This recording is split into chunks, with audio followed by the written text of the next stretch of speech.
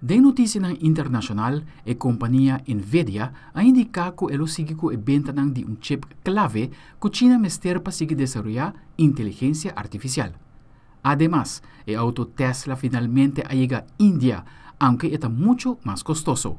Y el corredor de maratón más viejo del mundo ha fallecido en edad de 104 años, en el momento que un auto ha pasado dale. Nuestro colega de CNN, Lynn Franco, tiene detalles. El gigante estadounidense de chips, Nvidia, afirma que reanudará las ventas de un chip de inteligencia artificial a China. Washington ha intentado bloquear el acceso de Beijing a estos productos para detener sus avances militares y de la IA, pero el CEO Jensen Huang ha argumentado que restringir las ventas de tecnología a China podría poner en riesgo la posición de Estados Unidos como líder mundial en la IA y que el problema causa la pérdida de miles de millones de dólares en ingresos para la empresa. El secretario del Tesoro de Estados Unidos, Scott Bessent, dijo a Bloomberg este martes que los controles de exportación de Nvidia figuraban en las negociaciones comerciales entre los dos países. Tesla inauguró su primera sala de exhibición en Mumbai este martes. El fabricante automotriz había manifestado su deseo de vender en la India desde hace mucho tiempo, pero señalaba que los aranceles de ese país sobre los automóviles extranjeros representaban un obstáculo. La India es el tercer mercado de automóviles del mundo, luego de China y Estados Unidos. La empresa espera impulsar sus ventas globales en medio de caídas en el mercado estadounidense. El maratonista más longevo del mundo, Fauja Singh, de 114 años, falleció tras ser atropellado por un conductor que se dio a la fuga en el noroeste de la India. Las autoridades trabajan para identificar y rastrear el vehículo. Singh, conocido como el Tornado con turbante, comenzó a correr maratones a sus 89 años y en 2011 fue el primer centenario registrado en completar un maratón en Toronto. Nunca obtuvo un récord Guinness porque carecía de certificado de nacimiento. Con las noticias internacionales les informó Lynn Franco. Y Puerto Rico está pasando durante un calor extremo de tiene aquí. El Departamento de Familia de Isla está advertido que están más vulnerables para estar bien preparados para combatir el calor aquí, que comporta un riesgo para la salud. Nuestro colega Carlos Omar Rivera de Noticentro tiene informe.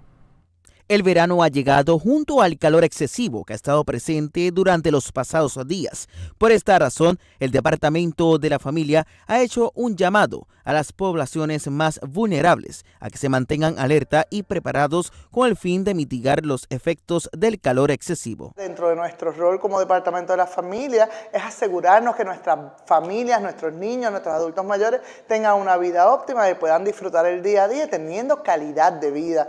Y si el calor es algo excesivo, puede afectar esa calidad de vida. Así que en virtud de eso, pues hacemos un llamado, ¿verdad?, a que estemos conscientes. Y es que el calor excesivo representa un riesgo serio para la salud.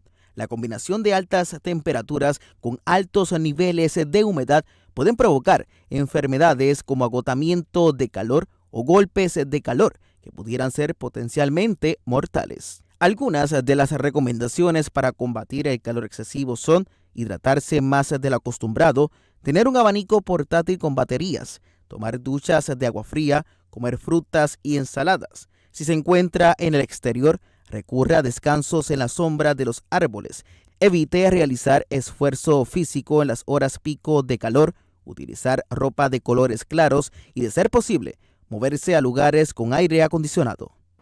Y es precisamente aquí, en el Servicio Nacional de Meteorología en San Juan, la oficina responsable de emitir este tipo de boletines. Pero, ¿cuáles son los criterios que se utilizan a la hora de emitir un boletín de calor? Cuando nosotros emitimos estos boletines especiales en cuestión de advertencia o aviso, ¿verdad?, no solamente va a afectar, este calor va a afectar estos municipios, va a estar afectando a la isla entera. Pero para seguir la métrica y nuestros requisitos de emitir estos boletines especiales, como es la advertencia y el aviso, pues necesitamos unas temperaturas, ¿verdad?, una combinación entre la humedad y unas temperaturas altas, que en el caso de nosotros pues es 108 grados. Para emitir la advertencia de calor y 112 grados, más de 112 grados para emitir el aviso. Carlos Omar Rivera, Noticentro. Aldrich Warleman, Telenoticia.